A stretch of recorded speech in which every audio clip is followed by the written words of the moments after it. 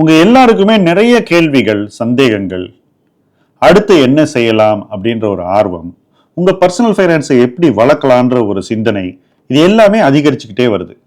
But இது எல்லாத்துக்கும் answers ஈஸியாக கிடைக்குதா அப்படின்னு பார்த்தீங்கன்னா கிடைக்கல.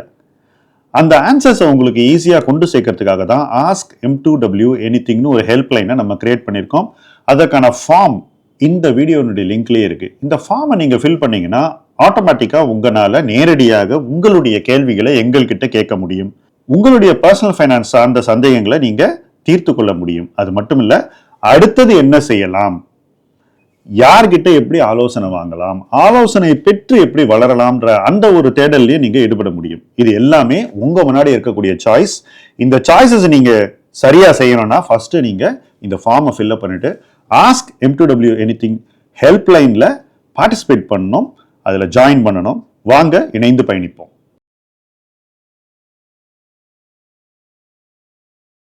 முதலீட்டு களத்தில் பொருளாதாரத்தை புரிஞ்சுக்கங்க என்று தொடர்ந்து பேசி வருகிறோம். இன்னைக்கு நாம பேச போற தலைப்பு குடும்ப தலைவனும் நாட்டின் பொருளாதாரம்.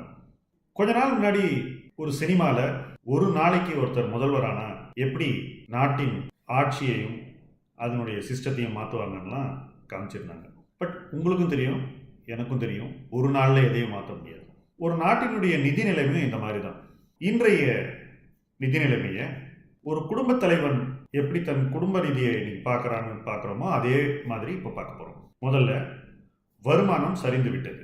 அடுத்தது தினசரி செலவுகள் அதிகம் குறையவில்லை.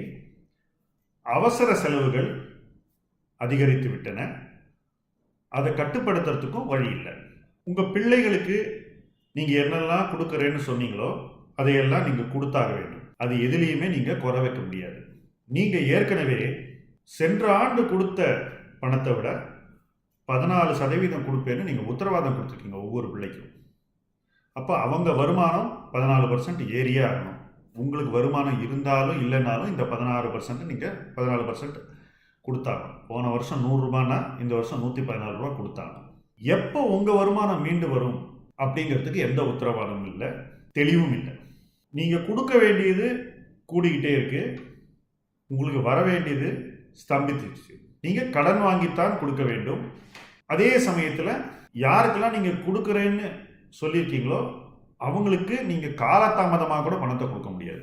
அவங்கள கடன் வாங்கி நீங்கள் செலவு பண்ணிக்கங்க, நான் இன்னொரு 1 மாதத்தில் கொடுக்குறேன்னு கூட உங்களால் சொல்ல முடியாது.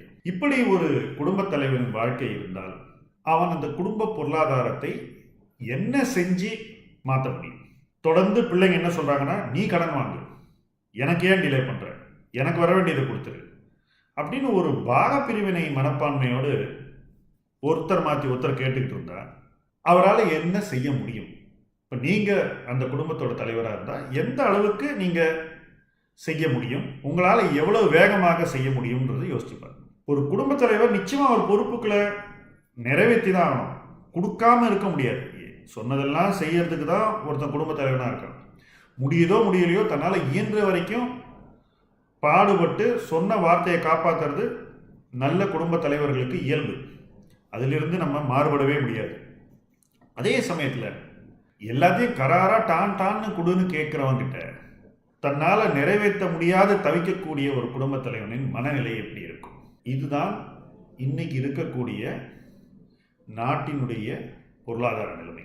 கொடுப்பதற்கான உத்தரவாதங்கள் நிறைவேற்றப்பட வேண்டும், ஆனால் நிதி ஆதாரம் சார்ந்து எந்த உத்தரவாதமும் இல்லை. கடன் வாங்கித்தான் குடும்பத்தை நடத்த வேண்டும். ஆனால் அப்படி நடத்தும் போது கூட குடும்பத்தில் யாரும் அந்த தலைவன் எடுக்கக்கூடிய முயற்சிகளுக்கும் அவங்க எடுக்கக்கூடிய தீர்வுகளுக்கும் அவ்வளவாக மதிப்பு கொடுப்பதில்லை. இதுதான் இன்னைக்கு இருக்கிற சிச்சுவேஷன். இது ஒவ்வொருத்தரோட உரிமைன்னு நம்ம சொல்லிடலாம். சரி, இப்போ கடமை என்னாச்சு? அப்போ ஒவ்வொருத்தருக்கும் ஒரு கடமை இருக்கு இல்லையா? அந்த கடமையும் சேர்த்து நிறைவேற்றினால் நிச்சயமாக அந்த குடும்பம் மீண்டு நல்ல நிதிநிலைக்கு வருவதற்கு வாய்ப்புகள் அதிகம். ஏன்னா எல்லாரும் அதான் விரும்புகிறாங்க. பிள்ளைங்கள்லாம் மறுபடியும் ஒரு நல்ல ஒரு ப்ராஸ்பரஸாக நல்ல ஒரு இடத்துக்கு வரணும்னு தான் விரும்புகிறாங்க. ஆனால் அந்த பொறுப்பை அவங்க எந்த அளவு ஏற்றுக்கிறாங்கன்றது தான் இன்னைக்கு கேள்விக்குறி. இன்னைக்கு உள்ள இந்திய சூழல் இதைத்தான் பிரதிபலிக்குது. இப்போ இதில் யார் எப்படி நடக்க வேண்டும், எதை விட்டு கொடுக்க வேண்டும், எப்படி ஒருங்கிணைந்து செயலாற்ற வேண்டும், எப்படி மீண்டும் அந்த குடும்ப பொருளாதாரத்தை நல்ல நிலைக்கு கொண்டு வர வேண்டும், அதுக்கு ஒவ்வொருத்தரோட பங்கும் எவ்வளவு முக்கியம், இதையெல்லாம் யோசிக்க வேண்டிய இடத்துல நாம் எல்லோருமே இருக்கிறோம். ஏன்னா இந்த குடும்பத்தின் அங்கத்தினர் தான் நாம் பிள்ளைகள் என்று வைத்துக் கொள்வோம். மத்திய அரசு குடும்பத் தலைவர் என்று வைத்துக் கொள்வோம். இப்போ எல்லாருமே சேர்ந்து இயங்க வேண்டிய ஒரு இடத்துல தான் நம்ம இருக்கோம்.